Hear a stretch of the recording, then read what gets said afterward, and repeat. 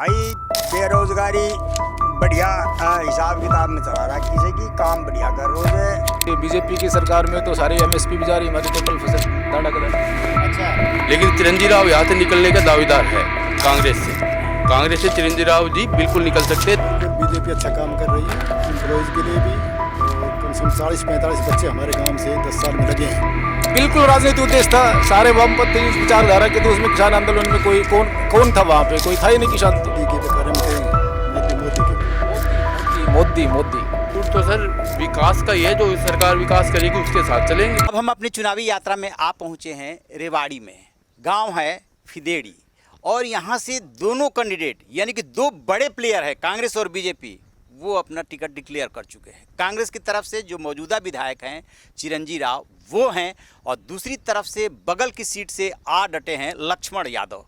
क्या यहाँ का माहौल है, कैसी बनेगी तस्वीर? अहिरवाल में बीजेपी का पलड़ा भारी रहता है, इस बार रहेगा कि नहीं रहेगा? क्या लग रहा है आपकी बार क्या होने वाला है? बदलाव का मूड है? ना मैं बीजेपी हुई पूरे तो बीजेपी पूरे दिन फिलहाल तो बताओ। अच्छा, बीजेपी का कौन सा काम आपको बहुत अच्छा लगा जिसकी वजह से आप इसी बात बोल रहे हैं?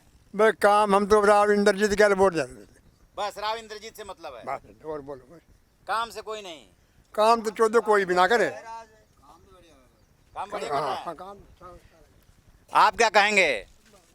भाई ना बेरो मुंह ने हाँ। भाई साहब आप कुछ कह रहे थे?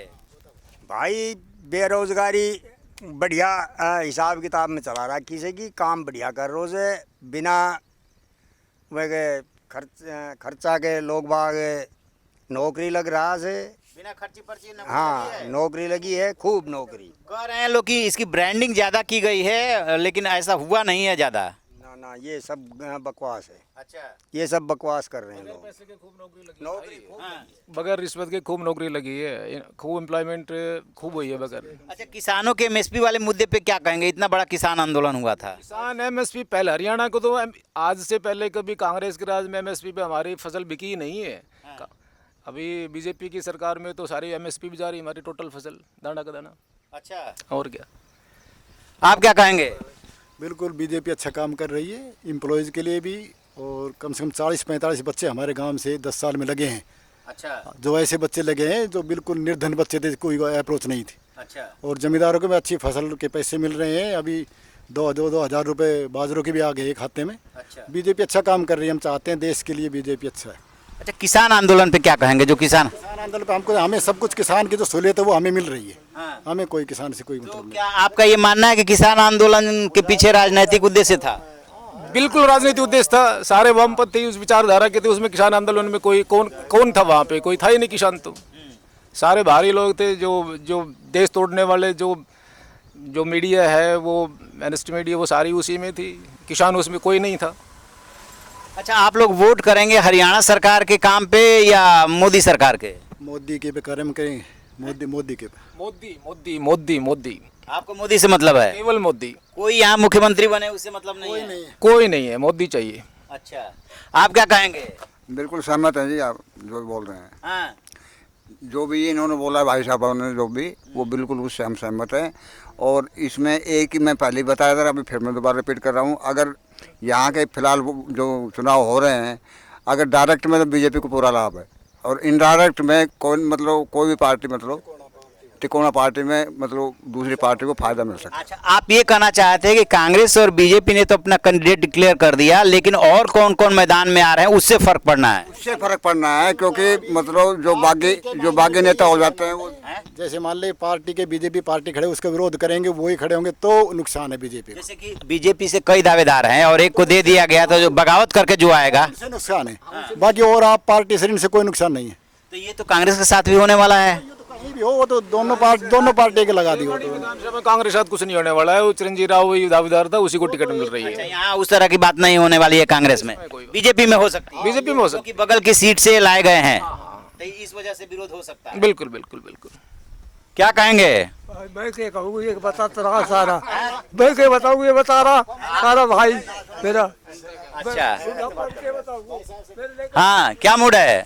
मूड तो सर विकास का ये जो सरकार विकास करेगी उसके साथ चलेंगे। तो इस बीजेपी जो मौजूदा सरकार है 10 साल से, इसके बाद बीजेपी सरकार ने काम बढ़िया किए हैं और बढ़िया ही कर रही है। कौन कौन सा उसने काम किया जिसको आप कह सर सके? हमारे यहाँ काम का ये है कि कांग्रेस राज में जब भी हुआ था पर्ची से नौकरी लगी थी। मेरे गांव में पिछले 10 साल में 30 बंदे नौकरी लग गई है। पढ़े लिखे कांग्रेस राज में कोई थे ही नहीं। इसका मतलब कांग्रेस राज में कोई पढ़े लिखे नहीं थे मेरे गांव में। लेकिन चिरंजीवी राव यहाँ से निकलने का दावेदार है कांग्रेस से। कांग्रेस से चिरंजीवी राव जी बिल्कुल निकल सकते हैं। तीसरा कैंडिडेट बीजेपी का जो भी आ गया तो चिरंजीवी राव यहाँ से पार है। यानी कि ये पार्टी से बगावत करके कोई आया तो फिर बीजेपी की मुश्किल बढ़ जाएगी। रेवाड़ी सीट से। आप कुछ कहेंगे? सब जो भाई लोग कह रहे हैं ना, सब हम भी उसी संतोष से, काम अच्छे चल रहे हैं। तो बीजेपी सरकार ने कौन कौन ऐसा काम किया जो किसानों बीजेपी सरकार ने काफी किसानों को, ये जो आंदोलन कर रहे हैं, ये तो मेरे ख्याल खाली आदमी जो बैठे हैं, अच्छा इनका आंदोलन, किसान आंदोलन से मतलब MSP इनको मिल रही है, फसल इनकी बिक रही है, और क्या चाहिए। टाइम पे भगवान भी साथ दे रहा है। मोदी ने जो है इनको खर्चा दे ही दिया, पहले खर्चा करने के लिए पहले उनसे क्या बोलते हैं आड़तियों से लेते थे, अब सरकार दे रही है, और क्या चाहिए इनको। लेकिन ये मान नहीं रहे, ये तो अभी भी धरने पे बैठे। तो वो तो उनकी अपनी है ना, हट धर्मी है। तो अगर ढंग से चलेंगे तो सब कुछ हो सकता है, बाकी जो सरकार चाहे वो होगा।